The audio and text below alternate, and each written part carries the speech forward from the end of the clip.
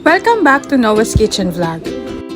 For today's video, gagawa tayo ng isang pangmalakasang dessert na pwede natin gawing panghanda sa kahit anumang okasyon. Kaya tara! So meron akong cake mold dito. Ang sukat nito ay 22 cm. And then lalagyan natin ng Biscoff biscuits yung gilid nitong cake mold. So dahan-dahan natin ihilera para hindi naman siya malaglag. And then nag-crush lang tayo ng Biscoff biscuits para sa ating base. Pagkatapos ilipat sa malinis na lagayan ng ating Biscoff biscuits or crushed biscuits at lagyan natin ng melted butter. Haluin lamang natin ng mabuti hanggang mag-well incorporate itong ingredients. And then isasali na natin sa cake mold natin para ito yung magiging base ng ating cheesecake. And then flatten lamang natin ng mabuti hanggang makuha niya yung shape ng ating cake mold. Para mas mabadali, gamit tayo ng measuring cups para mas lalo nating ma-flatten itong base natin. Sa isang separate na mixing bowl, gagamit tayo ng dalawang all-purpose cream. Balit, chinild ko po ito ng 24 hours. And then after that, gagamit tayo ng mixer para mag-double yung size ng ating cream.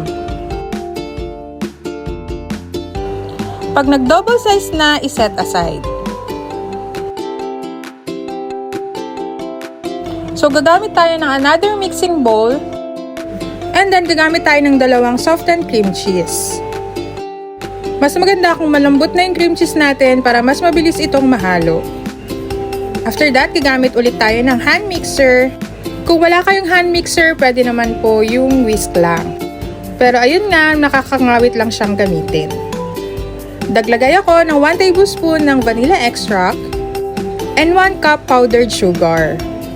Gamitin ulit natin yung hand mixer para mag-well incorporate ang ating mga ingredients. And then, naglagay ako ng konting Biscoff spread, dagdag pampalasa dito sa ating cream cheese. Tapos gamit ulit tayo ng hand mixer para mas mahalo ng mabuti. So pag nag-well incorporate na itong ating ingredients, pag ganito na yung itsura, ilagay na natin yung winip nating cream kanina. So haluin lamang natin ng mabuti gamit ang ating mixer. Inulit ko po, pwede kayong gumamit ng whisk kung wala kayong mixer. And then mix well lang natin ito until well combined. Pag ganito na itsura, pwede na natin itong isali sa ating cake mold. Tapos, flatten lang natin ng mabuti para maging pantay naman ang ating cake. Pagkatapos, maglagay tayo ng Biscoff spread para maging toppings ng ating cheesecake. And then, chill natin ito for 24 hours. For final touch, ilagyan ko lang ng biscuit sa top nitong cake para magkaroon naman ng decoration. So dahil sobrang sabik na ako dito sa kinalabasan ng ating cheesecake, nilabas ko na kahit hindi pa 24 hours. But I recommend na 24 hours niyo po itong i-chill para mas lalo siyang tumigas. Grabe, ang sarap talaga nitong cheesecake na nagawa natin mga ka-Noah's Kitchen. I hope you like this video. For more recipes, please like, share, and subscribe Noah's Kitchen Vlog. Thank you for watching. Bye-bye!